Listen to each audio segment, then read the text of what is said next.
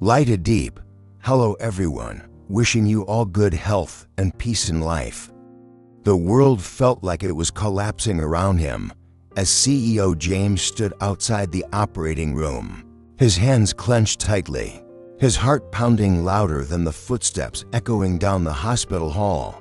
Tu Diep, the woman who once lit up his life with her quiet strength, now lay behind that cold door, at risk of losing her sight forever.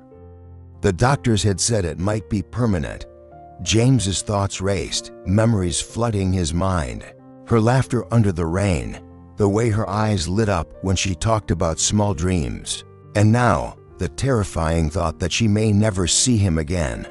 And just when he thought things couldn't be more painful, the truth came out. Tu Diep's biological mother. Her sudden appearance and cruel decisions left the entire hospital in shock.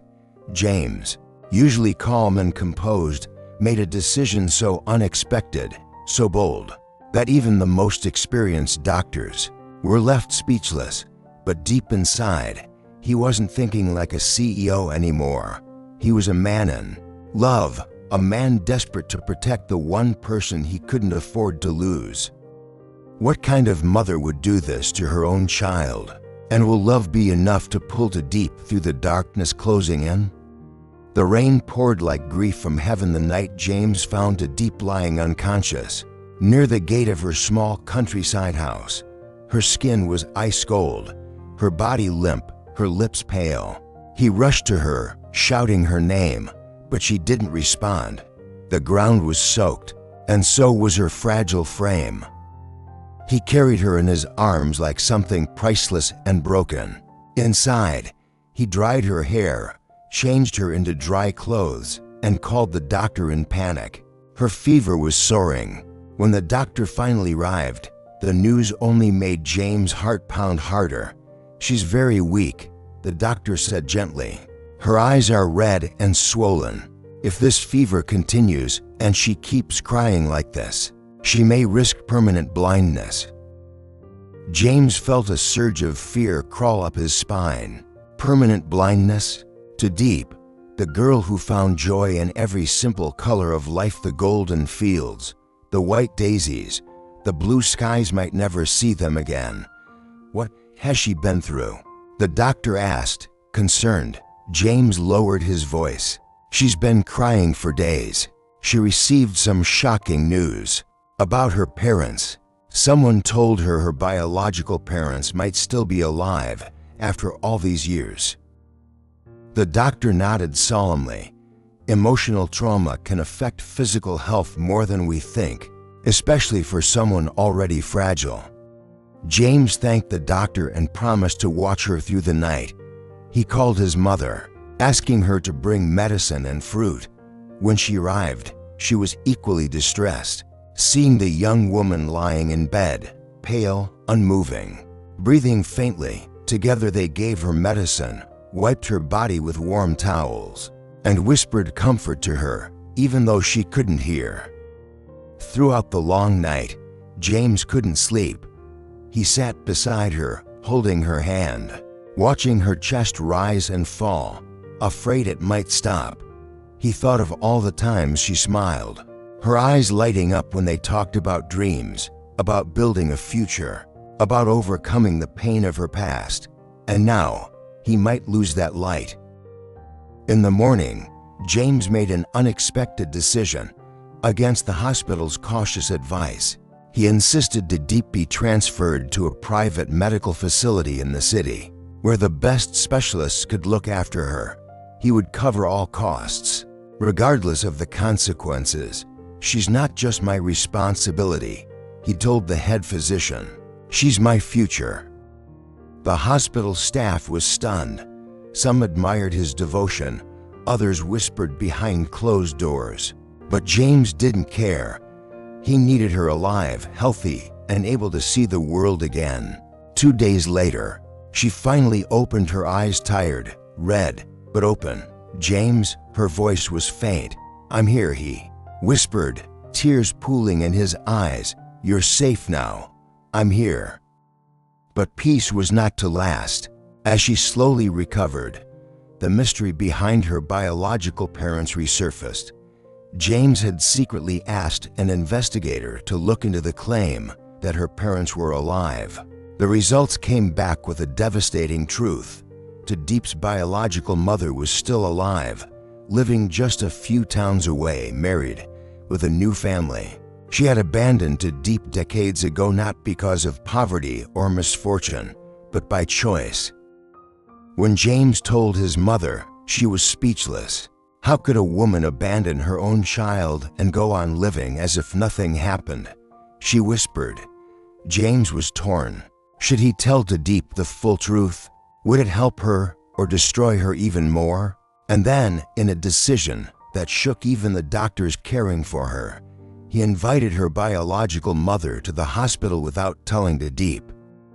The day she arrived, dressed in expensive clothes and wearing guilt-like perfume, the room fell silent. Tu Diep was resting. When she opened her eyes and saw the woman, she instinctively turned away. I didn't want this, the woman said weakly. But I had no choice back then. You had a choice, James said, stepping in. You just didn't choose her. That night, Tu Diep cried again, but not from sadness this time. It was a release, a tearful confrontation of her past, and perhaps a slow path toward healing. James stayed by her side the whole time, silently vowing that no matter who had left her behind, he never would.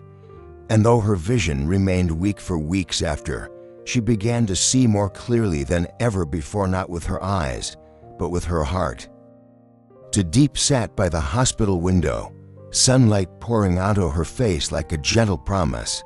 Her eyes, still red and sensitive, blinked slowly as they adjusted to the light.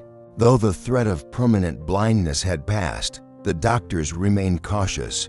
Her vision might never fully return, but the worst had been avoided thanks to James' unrelenting care. She hadn't spoken much since that day, since that woman walked into her hospital room and called herself mother.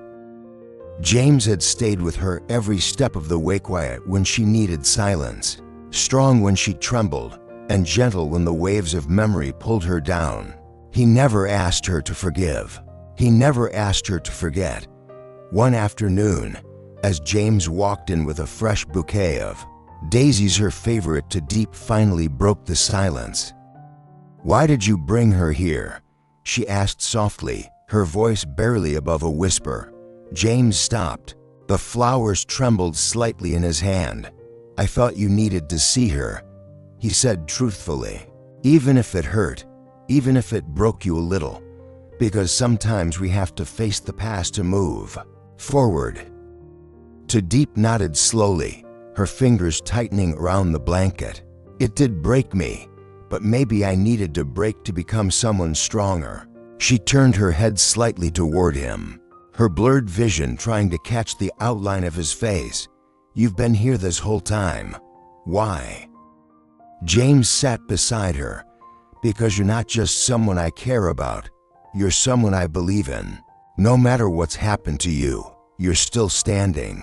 She let the silence rest between them for a while. Then she asked the question that had haunted her. "Nights, do you think she really loved me?" James didn't lie. "I don't know. Maybe she did, in her own way. Or maybe she was too afraid to. But her failure to love you doesn't make you any less worthy of love." A single tear escaped the corner of Tu Diep's eye, not from sadness, but from something more profound: acceptance. In the days that followed, she began to walk again, slowly, around the garden of the recovery center James had moved her to. The smell of grass, the warmth of the sun, the sound of children laughing all felt like small pieces of a world she thought she had lost. And then came the day she stood in front of the mirror. She looked at herself for a long time.